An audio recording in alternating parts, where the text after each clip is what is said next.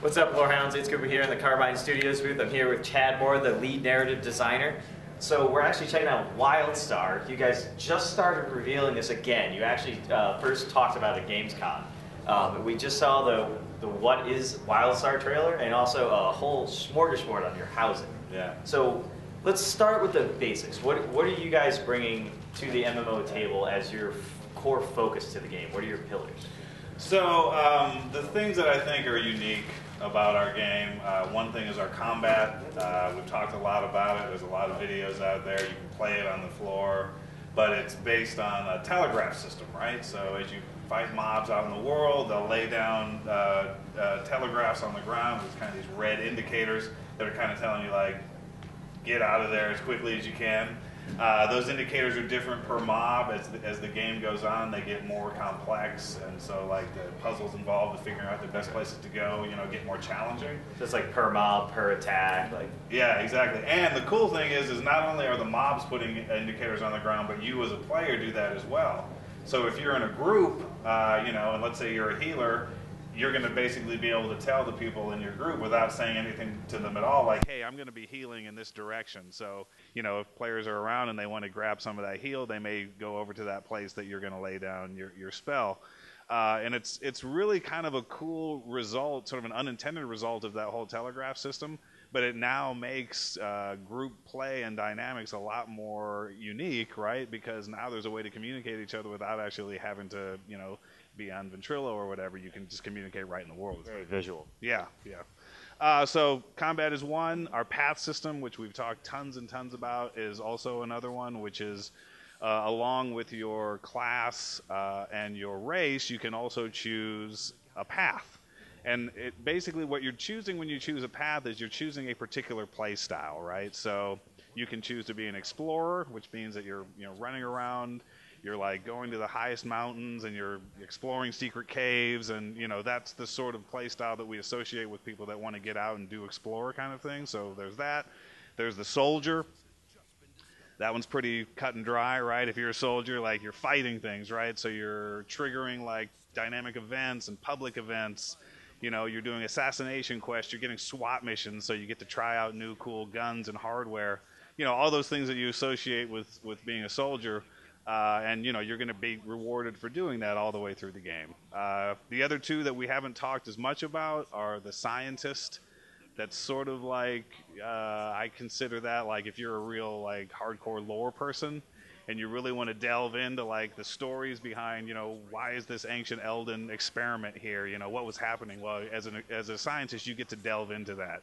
And like through your gameplay, you get to unlock knowledge that the other paths don't get. And then the final one is the settler, which we haven't really talked anything about, but it's basically like a social, it's like a social path. And so, one of the examples that we give a lot is like you may put down a fire on the ground, and anyone that comes close to the fire gets a buff.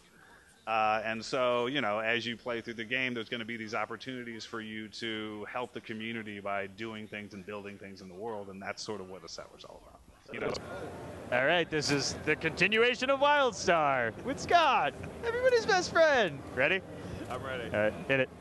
All right, so another pillar of Wildstar's design is what we call elder games. Okay, so one of the mistakes that we really don't want to make as a studio is to only deal with pre-cap content, right? Like, I think there's been a lot of games that have come out that had really solid games, from zero to cap, but then when players burn through that, and they're going to burn through it, right? I mean, that's just the way it happens. First day. Yeah.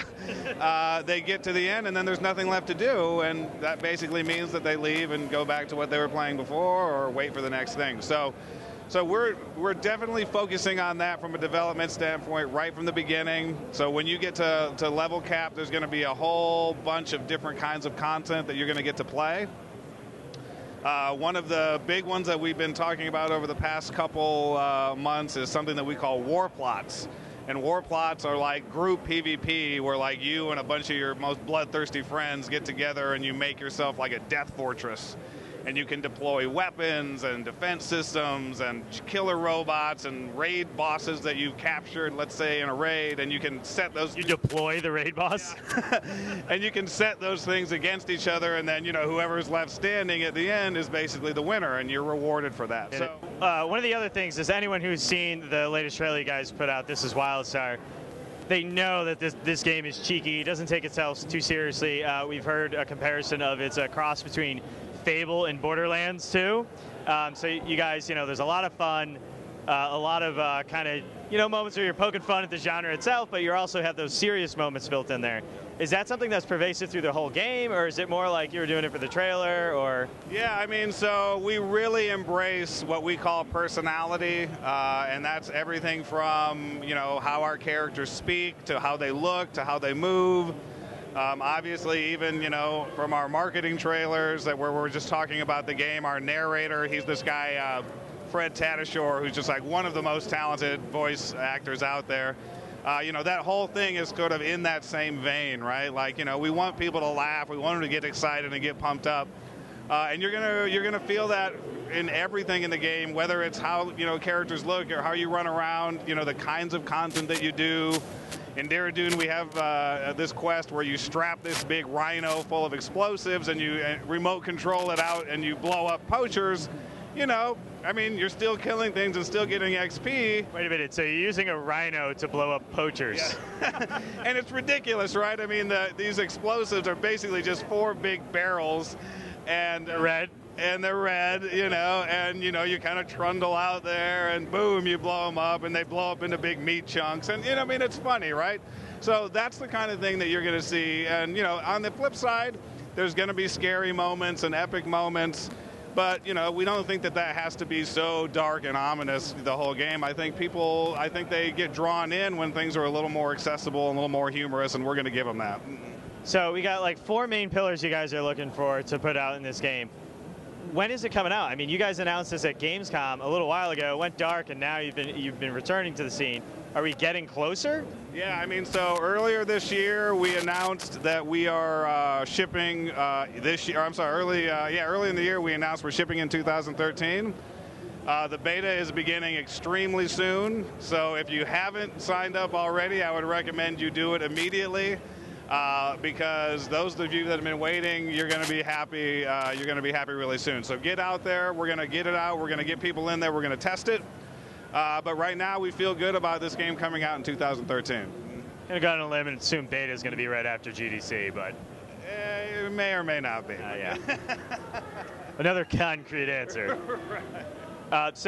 Okay, the last big question is, there's a couple MMOs here that haven't declared their business model, and you guys are one of them. Given the nature of where most of these games are going, whether they start a subscription or not, what are you guys looking to do? So, yeah, we haven't announced specifically, but we have said on a number of occasions that, you know, we are aware that the market is changing.